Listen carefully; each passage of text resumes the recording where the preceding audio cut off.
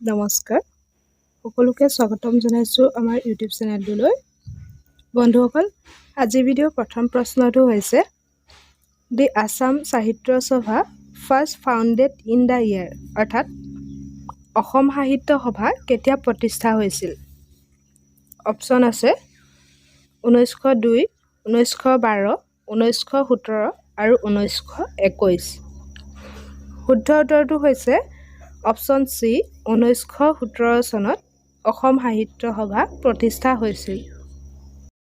Question number 2 Total number of bridges over the river Brahmaputra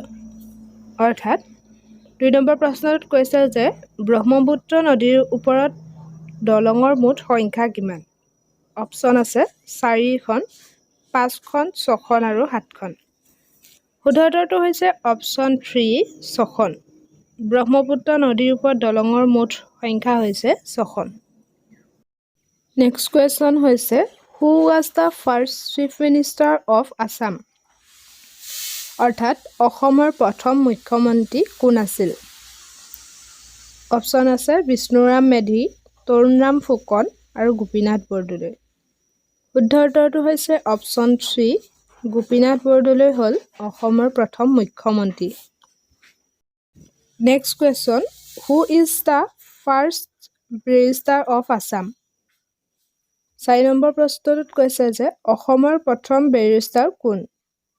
option আছে হলিৰাম ডেকা প্ৰণৱ কুমাৰ বৰুৱা আনন্দৰাম বৰুৱা আৰু পাৰুল দাস শুদ্ধ উত্তৰটো হৈছে অপশ্যন চি অসমৰ প্ৰথম বেৰিষ্টাৰ হৈছে Anandaram Barua next question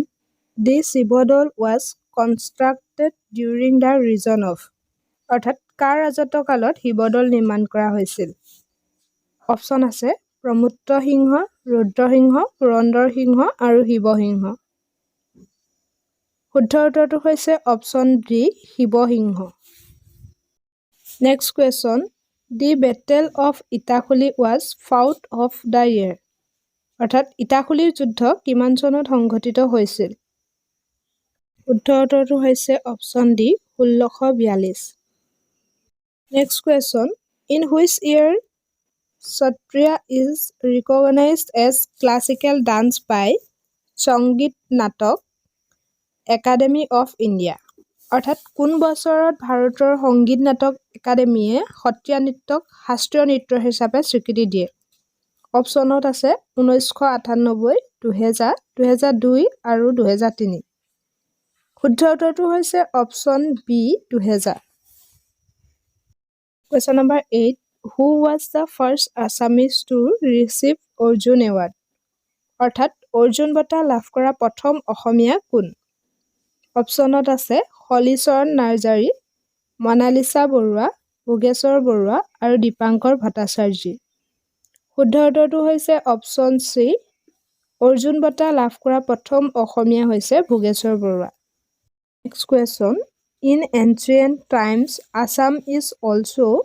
noun by the name of অৰ্থাৎ প্ৰাচীন কালত অসমক কি নামেৰে জনা যায় শুদ্ধ উত্তৰটো হৈছে option 3 Pragjyotishpur next question in which hill top the Kamakhya temple is located অৰ্থাৎ কোনটো পাহাৰৰ শিখৰত কামাখ্যা মন্দিৰ অৱস্থিত অপশ্যনত আছে নীলাচল পাহাৰ চিত্ৰাচল পাহাৰ সন্ধিয়াচল পাহাৰ আৰু যোগিনী পাহাৰ শুদ্ধ উত্তৰটো হৈছে অপশ্যন এ নীলাচল পাহাৰৰ শিখৰত কামাখ্যা মন্দিৰ অৱস্থিত next question in which year the capital of Assam shifted from Shillong to Dispur অৰ্থাৎ কোন বছৰত অসমৰ ৰাজধানী শ্বিলঙৰ পৰা দিছপুৰলৈ স্থানান্তৰিত কৰা হৈছিল শুদ্ধ উত্তৰটো হৈছে অপশ্যন ডি 1972 চনত অসমৰ ৰাজধানী শ্বিলঙৰ পৰা দিছপুৰলৈ স্থানান্তৰিত কৰা হৈছিল Question number 12 দি আসাম সাহিত্য সভা first founded in the year অৰ্থাৎ অসম সাহিত্য সভা প্ৰথম প্ৰতিষ্ঠা কেতিয়া হৈছিল অপশ্যন আছে 1902 1912 1917 আৰু 1921